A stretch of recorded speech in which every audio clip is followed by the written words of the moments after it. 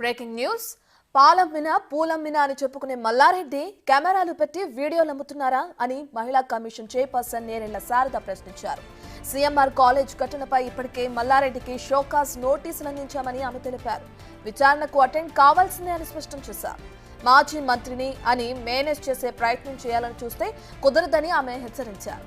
CMR కాలేజీని seize చేయాలని ప్రభుత్వాన్ని కోరుతానని వెల్లడించారు. సీఎం రేవంత్ రెడ్డితో చర్చించి ప్రైవేట్ కాలేజీలకు కొత్త రూల్స్ ఖరారు చేస్తామని తెలిపారు. మాజీ మంత్రి మల్లారెడ్డికి రాష్ట్ర మహిళా కమిషన్ షోకాజ్ నోటీసులు జారీ చేసింది. మహిళా కమిషన్ ముందు హాజరు కావాల్సిందే అని స్పష్టం చేసింది. ఇలాంటి కాలేజీలు కమిషన్ పరిధిలో ఉంటే వెంటనే రద్దు చేస్తామని అన్నారు.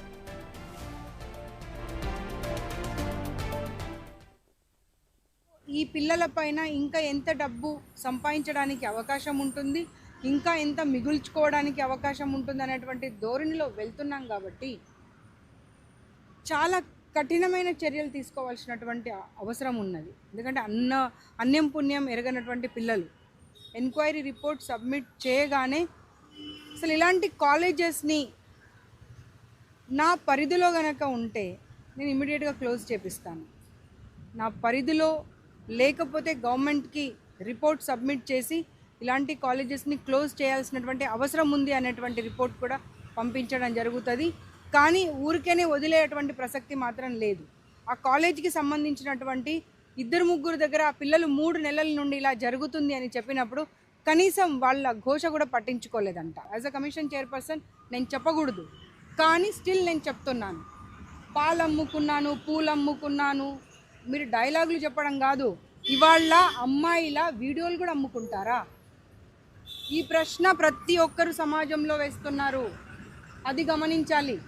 మాజీ మంత్రినైనంత మాత్రానో లేకపోతే ఇంకేదో పొలిటికల్గా నాకు ఇన్ఫ్లుయెన్స్ ఉంది కాబట్టి నన్ను ఎవరు చేయలేరు అనుకుంటే చాలా తప్పు చేస్తున్నారు మీరు. కమిషన్ నోటీస్ ఇచ్చింది అంటే యాజమాన్యం రావాల్సిందే, సమాధానం చెప్పాల్సిందే. తల్లిదండ్రులందరూ కూడా మీ పిల్లలకు ఇలాంటి పరిస్థితి జరిగినప్పుడు యాజమాన్యం దగ్గర వెళ్ళి మోకరిల్లడమో లేకపోతే పెద్ద మనుషులనో పెద్దవాళ్ళనో భయపడి దాక్కోవడమో కాదు.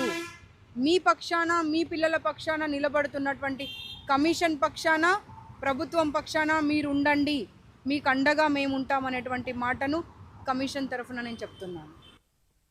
ఈ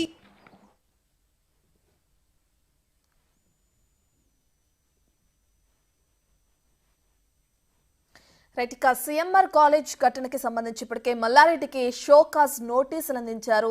అట్లు మహిళా కమిషన్ చైర్పర్సన్. దీనికి సంబంధించిన పూర్తి డీటెయిల్స్ అందించడానికి మా ప్రతినిధి సుజాత లైవ్ లో జాయిన్ అవుతున్నారు.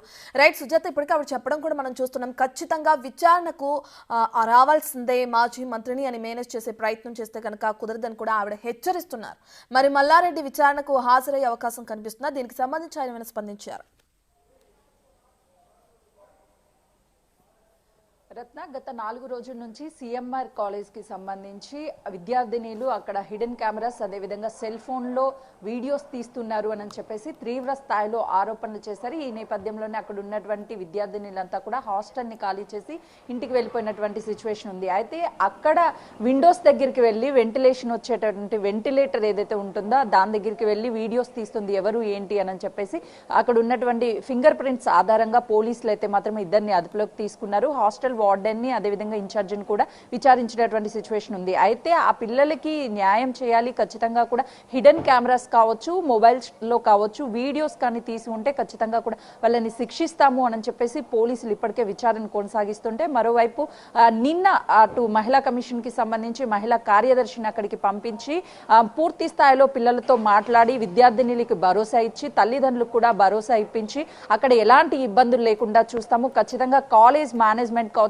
హాస్టల్కి సంబంధించినటువంటి మేనేజ్మెంట్ కావచ్చు, ఇలాంటి వాటికి పాల్పడితే వాళ్ళ మీద కఠిన చర్యలు తీసుకుంటాము అని చెప్పేసి కార్యదర్శిని ప్రత్యేకంగా కూడా అక్కడికి మహిళా కమిషన్ పంపించినటువంటి పరిస్థితి ఉంది. అయితే నిన్న మహిళా కమిషన్ స్పందిస్తూ కూడా నేరెళ్ల శారద ఎక్కడైతే సీసీ కెమెరాస్ కావచ్చు లేదు అంటే మొబైల్స్తో హిడెన్ కెమెరాస్తో విజువల్స్ తీసి ఉంటే వాళ్ళ మీద ఖచ్చితంగా చర్యలు ఉంటాయి. గతం నుంచి కూడా సీఎంఆర్ కాలేజ్ అంటే మాజీ మంత్రి మల్లారెడ్డికి సంబంధించినటువంటి కాలేజెస్ మీద అనేక ఆరోపణలు ఉన్నాయి. ఫుడ్కి సంబంధించినటువంటి విషయంలో కావచ్చు, ఫీజులకి సంబంధించినటువంటి విషయంలో కావచ్చు, ఇలా పిల్లల్ని వేధింపులకు గురి చేస్తున్నారని గత ప్రభుత్వంలో ఎన్నో ఫిర్యాదులు వచ్చినప్పటికీ అప్పుడు ప్రభుత్వంలో అప్పుడు మంత్రిగా ఉన్నటువంటి మల్లారెడ్డి మీద ఎలాంటి చర్యలు తీసుకోలేదు. ఇప్పుడు నేను మాజీ మంత్రిని అని చెప్పేసి గతం చేసినటువంటి విధానాలే ఇప్పుడు కూడా అమలు చేస్తాను అంటే ఖచ్చితంగా కూడా చర్యలు తీసుకుంటాము. ఇప్పటి వరకు కష్టపడ్డా, పాలమ్మినా, పూలమ్మినా, పైకెదిగినానని చెప్పినటువంటి మల్లారెడ్డి విద్యార్థినులకి సంబంధించినటువంటి వీడియోస్ ని కూడా బయట అమ్ముకుంటున్నారా